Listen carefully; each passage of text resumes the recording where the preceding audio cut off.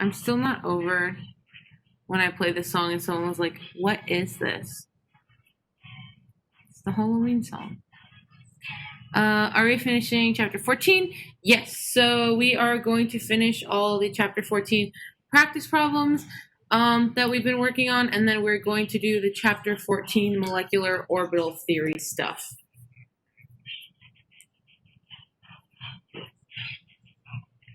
Okay, so it's 11:01, so let's go ahead and actually get into it. So I'm going to share my screen.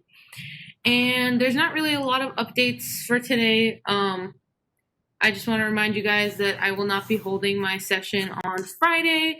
If you are signed up for my tutoring session for Friday, you have been moved over to Jared. He's awesome, as I mentioned last time. So you guys are in good hands. No SI Friday. I forgot to send you guys a weekly email, but I will do that today. It's a little bit useless since there's no SI on Friday. But, yeah.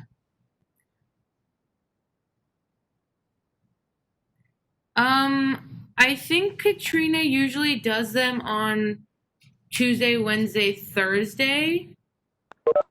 So I'm not sure, like, if she usually has sessions on Friday. Yeah, her sessions won't be affected at all. Unfortunately, she can't cover for me. So, like, my time slot will not be doing anything. Okay. I don't know if that made any sense, but that's fine.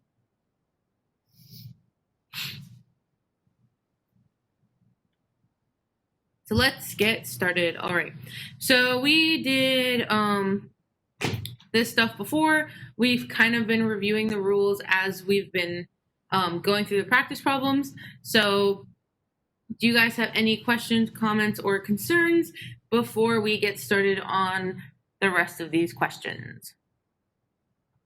If not, we can just get right into it.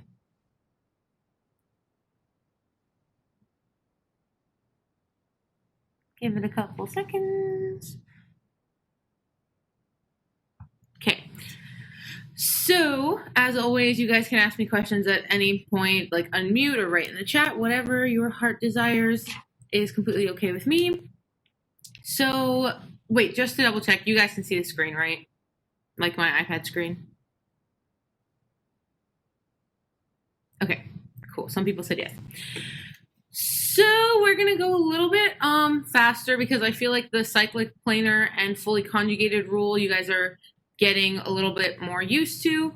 So in this example right here that I am circling, is the molecule cyclic, planar, and fully conjugated?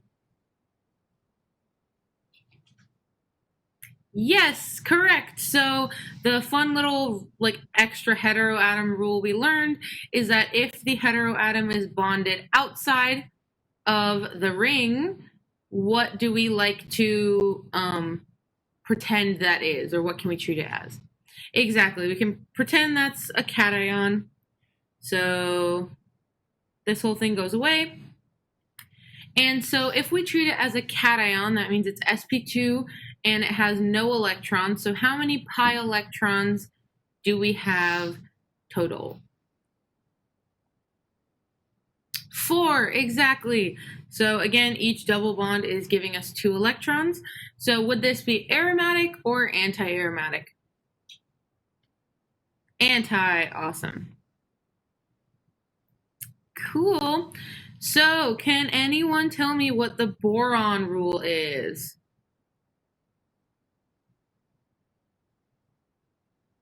Yes, it's always going to be sp2, and it never donates electrons. Awesome. So if this is completely sp2, cyclic, planar, fully conjugated, how many electrons do we have? 4 again. So once again, it will be anti-aromatic. Awesome. All right, so this next one is a fun one because we have 2 radicals, and I'm pointing that out because I know these are sometimes hard to see. So let me just go over it. Okay, so now, do you guys think that this ring is cyclic, planar, and fully conjugated? Yes, because radicals are sp2, but now we have 1, 2, 3, 4, 5, 6 electrons present. So would this be aromatic or anti-aromatic? Aromatic, exactly.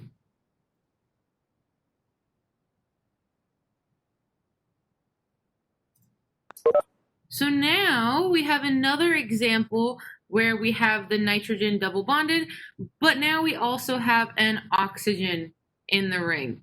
So one of the rules that we talked about was if there are multiple heteroatoms in the ring, there's a special rule if they're both single bonded. But since one of them is double bonded, we can treat this one as if it's just a regular old double bonded carbon.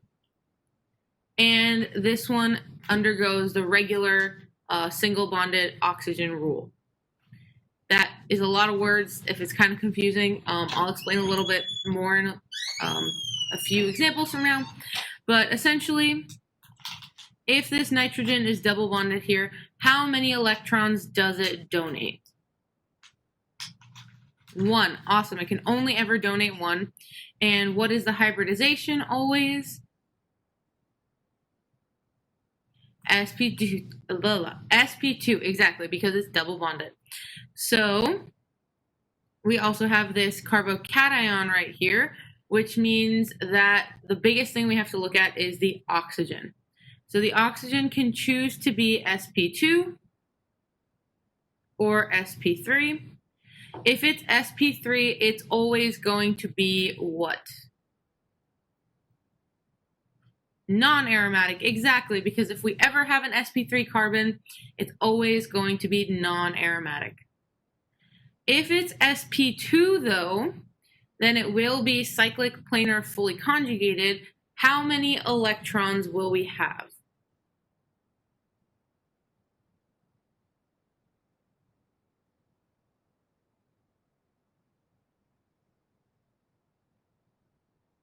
Ooh, okay. So someone actually mentioned this, and that was going to be my next question. So I might as well ask that now. How many lone pairs of electrons can oxygen donate max? 1, exactly. So we're just going to draw in that one lone pair. And so if it's sp2, it will donate both of these electrons. So we're going to have 1, 2, 3, 4, 5, 6. Because remember, if the heteroatom is single bonded and it chooses to be sp2, it has to donate both electrons. If it's double bonded, though, it only donates 1 electron. So how many total pi electrons do we have? 6. Cool. And so is this aromatic or anti-aromatic? Aromatic, awesome. So will this oxygen choose to be sp2 or sp3? sp2, perfect. And then someone said my screen was lagging. I'm sorry. If it ever causes problems, just let me know and I'll reset it. But hopefully it'll just fix itself. So if it's sp2, that means that this ring will be an aromatic compound. Oh, so it's really lagging. I see. That's annoying. The rating should pop up in a second, but that's okay. So the next one on the screen, while I reset my screen sharing, I want you guys to look at the next molecule, the one that has the nitrogen in the ring. And I want you guys to think about it, and we'll cover it in just a minute once I fix the screen.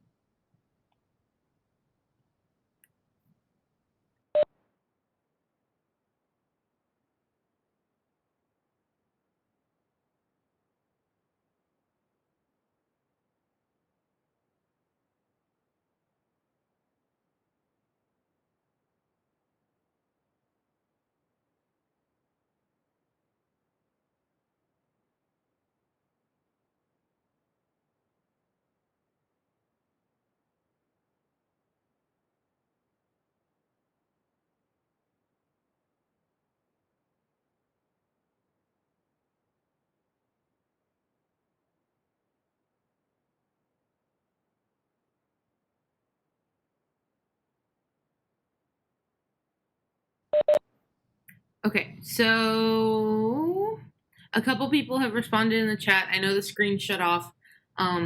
It's restarting, so we're just going to talk about it for now. So someone said that we only choose between sp2 and sp3 if the heteroatom is single bonded. Yes, exactly. So if it's double bonded inside the ring, it has to be sp2. If it's double bonded outside the ring, we're just going to pretend it's a carbocation. But if it's single bonded, then we pick.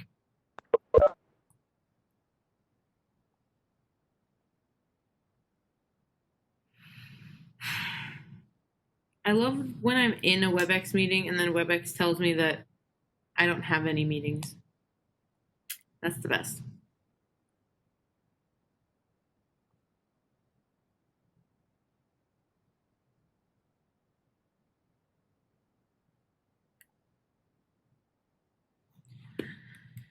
Sorry guys, the Wi-Fi shut off and I have to turn it back on because why wouldn't it? Any other general questions while I'm working this out? Or comments? Or concern?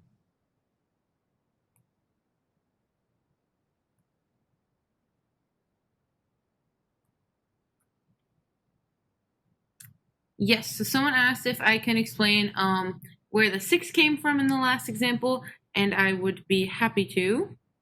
So essentially, when we have, what is it called?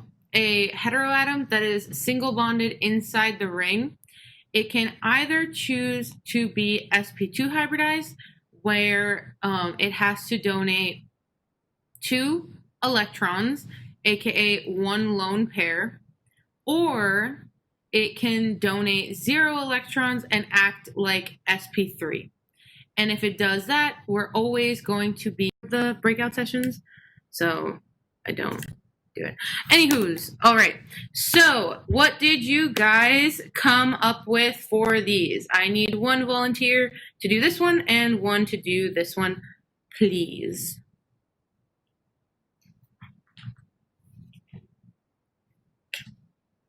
Who would like to volunteer as tribute?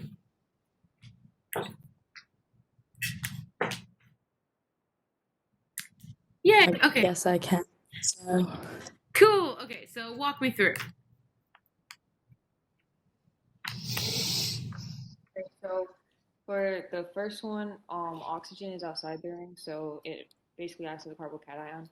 Awesome. And then, yeah, everything's sp2, so it's fully conjugated. It's cyclic, and it's planar because there's less than 8 carbons.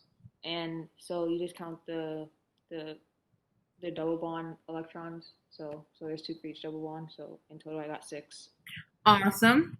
So if there's 6 pi electrons, what did you guys get? Aromatic or anti-aromatic?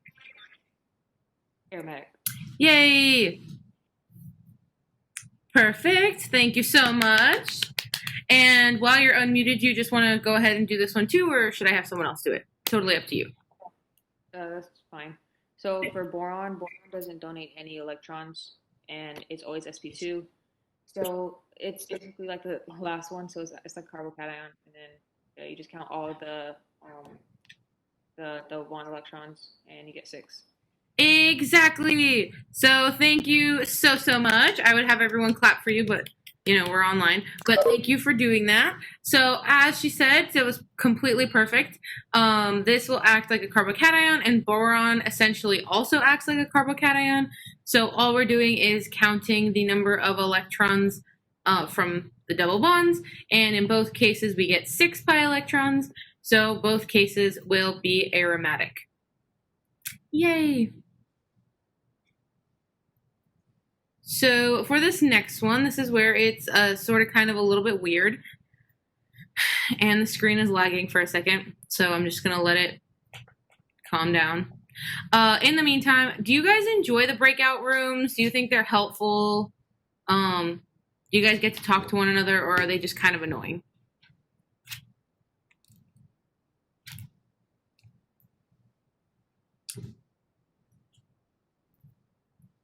Okay, cool. So it seems like people like it. Alrighty, so this next one is different from the rest that we've done because as you guys can see, 1, 2, 3, 4, 5, 6, 7, but there are 2 heteroatoms and there's a double bond. But when you look at it, both of the heteroatoms are single bonded, so they both have to have the same hybridization, right? Well, if they are both sp3, we know that it's going to be not aromatic. If they are both sp2, let's go ahead and count the electrons. We would have 1, 2, 3, 4, and each of them can donate 1 lone pair. So you would get 5, 6, 7, 8. So if you have 8 pi electrons, are you going to be aromatic or anti-aromatic? Someone said the screen is frozen again. That's super. Alrighty. Well, you guys answered that question while I reset it again. But yes, exactly. So if there are 8 electrons, it will be anti-aromatic. So would we prefer anti-aromatic or non-aromatic? Exactly, non-aromatic. So both of these heteroatoms will be sp3 and the ring will be non-aromatic. Any questions about that one?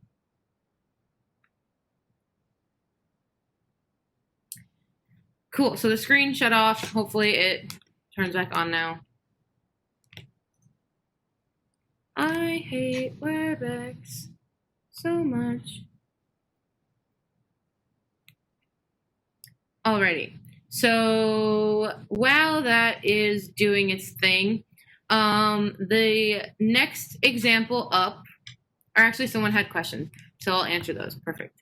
How many pi electrons did it have? It had, in the sp2 case, it had 2, 4, 6, 8 pi electrons.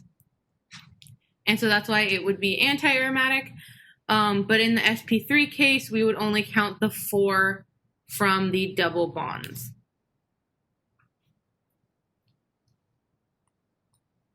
And then someone else asked, do we always pick not aromatic if sp2 is anti-aromatic?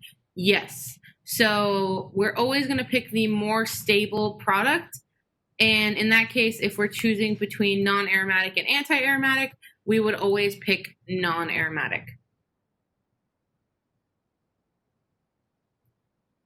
You are very welcome. Okay, while this is loading, the next question up is the carbocation. And since we did 2 examples where it was essentially a carbocation, I want you guys to tell me what the answer would be and how many pi electrons there are.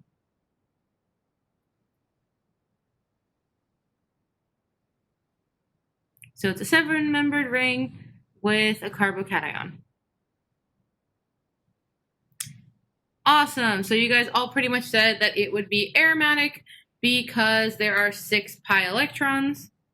And you are totally correct. So cyclic, planar, fully conjugated, 6 pi electrons, so it is aromatic.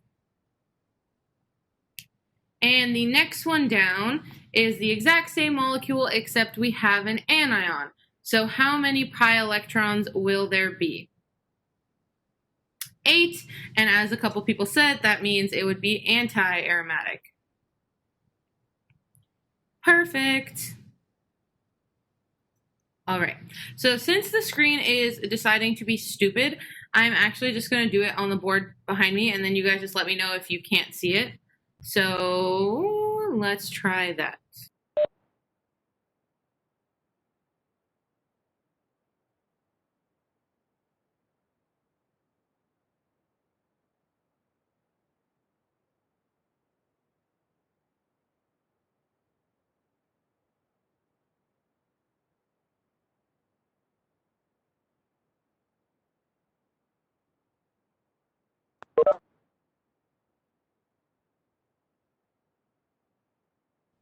Okay, so can you guys see the board? Yes? Okay, sweet. So the next example that I have for you guys is actually just an 8-membered ring. And it's really weird looking, but it essentially looks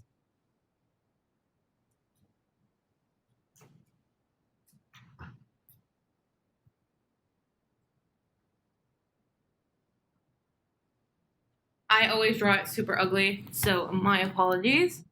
But inside it, it has 1, 2, 3, 4 double bonds. So would this be cyclic, planar, and fully conjugated? Ooh, some people were questioning that. Would it be planar? And we don't know. We have to look at that rule because it actually has 8 or more members in the ring. So the fun part about rings that are really big like this is that they will actually bend out of the plane and make like a boat kind of structure. So it would be flat here, and then either of these ends would point up, right? And so this is the case where it would be non-planar. But it's not always that simple. So before we decide if it's planar or not, we actually have to count the number of pi electrons.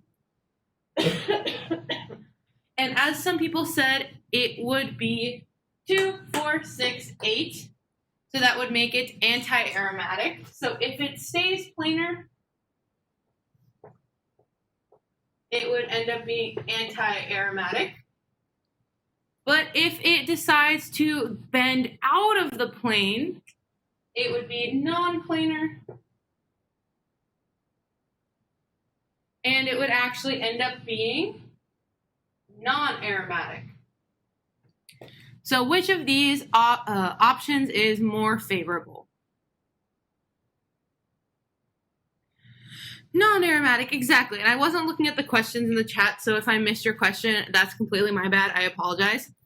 But yes, so if there are 8 or more members in the ring, we could either keep it in the plane or we could bend it, right? And in this case, since bending would be more favorable, we end up being non-planar.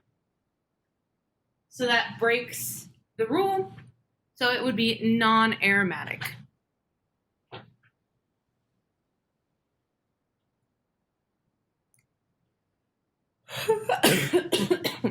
Wow, I swear I'm not dying, guys. Okay, and since I'm not doing this on the iPad, I'm just gonna add stuff to this. So if you have any questions about it, or you want to write it down or something, let me know, but I'm gonna go ahead and do the next one. And then some people were asking, so for the planar rule, it has to be less than 8. So if it's less than 8, it's gonna be planar, so we don't even have to think about it. If it's more than 8, it can either be planar or it can bend off the plane. It depends. So more often than not, it would want to bend out of the plane because it takes energy to stay on the plane when that's not favorable. However, if staying on the plane will make you aromatic, then that's super, super stable. So it's willing to stay on the plane for the aromaticity. And someone else said it's like testing for the heteroatom. Exactly. So it's exactly the same. So if it's non-planar, it's always going to be non-aromatic. So I'm going to leave that part up. But we're going to do something a little different.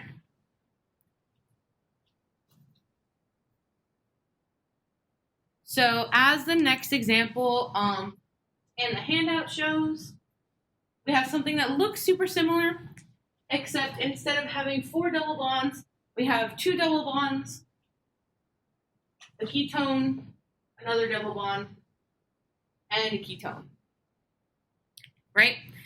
So in this case, it could either be non-planar and non-aromatic, but if it decides to be planar, let's see what happens. So this is essentially a carbocation. this is essentially a carbocation, right? So in this case, we have 2, 4, 6 pi electrons.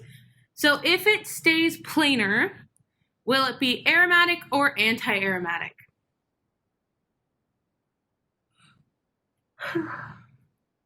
Yes, so as you guys are saying, it would actually be aromatic.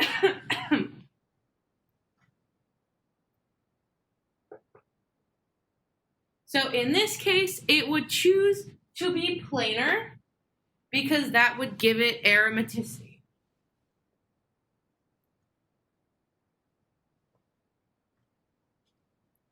Sort of, kind of, does that make sense?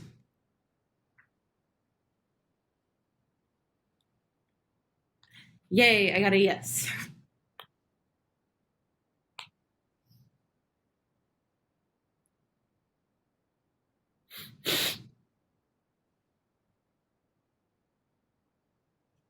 And then someone said, are we talking about double bonds inside when we're talking about planar? So there's a couple different ways to think about whether or not something is planar. So if you think about like the hybridization, you can also figure it out. So sp2 is always going to be planar. So if it's fully conjugated and there's less than 8 members, those two rules kind of go together. But if there is more than 8, it depends on this setup.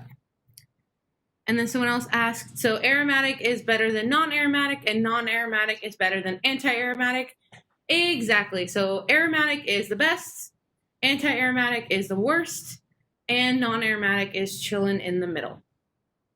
And then someone said, just came in, are we still working on the chapter 14 handout? If so, when will that be posted? So, yes, we are working on chapter 14. My iPad decided to be stupid, so I'm drawing them on the board. And yeah, my life is kind of sort of a mess at the moment.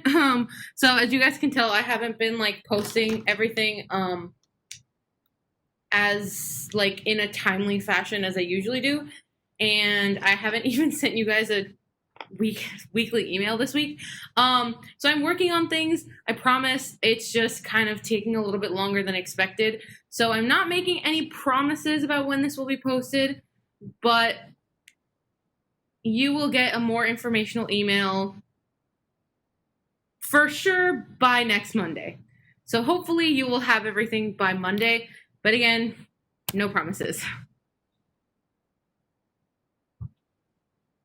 And I will send you guys the sign-in sheet one more time just in case. But any questions on what I kind of just said? Has the chapter 15 handout been sent? Not yet. So I will send that out in this week's weekly email. And yes, I will be including all this stuff whenever I post it. And then one other thing I wanted to kind of talk to you guys about. So I don't want to start any other examples because it's already 11:49. But usually I go through chapter 14 a lot faster than this, but I decided this semester it would be worth spending a little more time on and going a little bit more slowly because like traditionally Dr. West goes through this in like one lecture. And so when I try to keep up with him, I try to do it in one lecture, but I feel like people then get really confused. So has it been helpful that I'm going slow is basically what I'm trying to ask. Like, do you guys want me to go faster?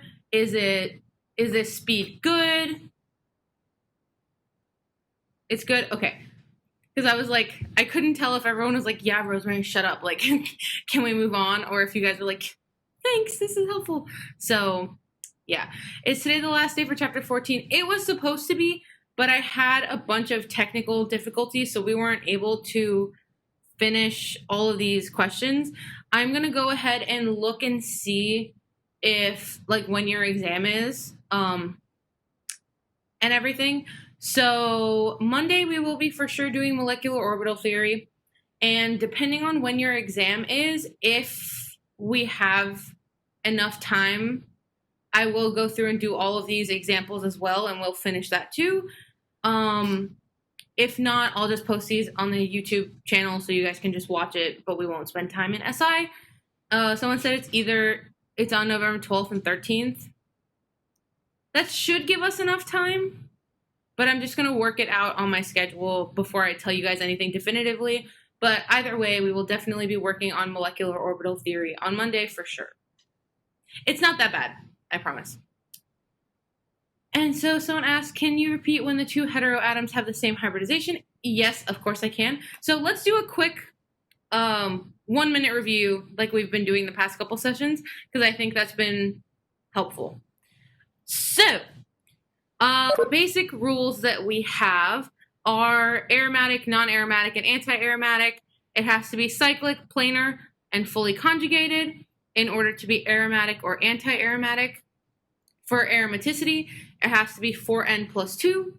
For anti-aromatic, it has to be 4N. And then non-aromatic is just breaking any of those rules.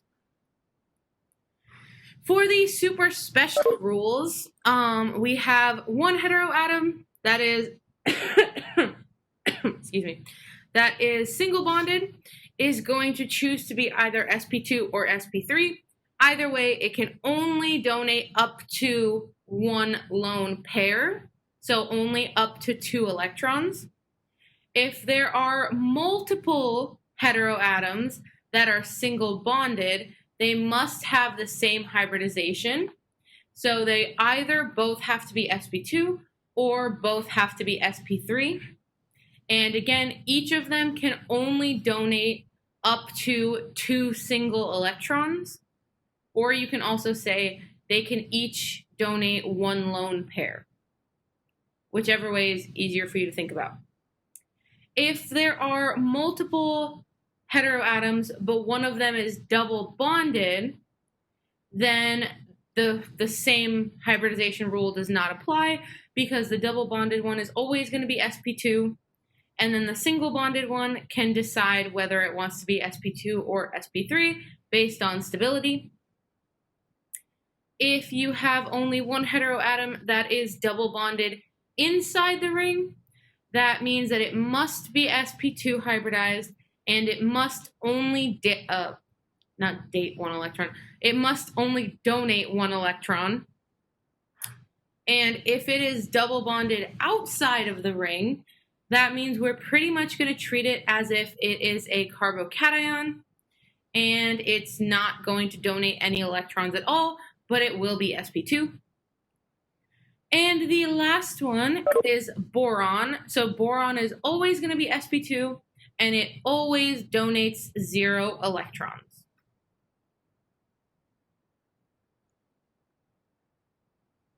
So those were pretty much like a really brief summary of all the rules. So let me know if you guys have any questions or anything. I shall be here for another minute or two.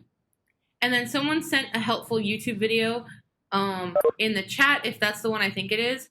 I used to watch that as well. It was super helpful to me. So the internet is a great place. But if you don't have any questions, have a wonderful day. I will see you guys next week.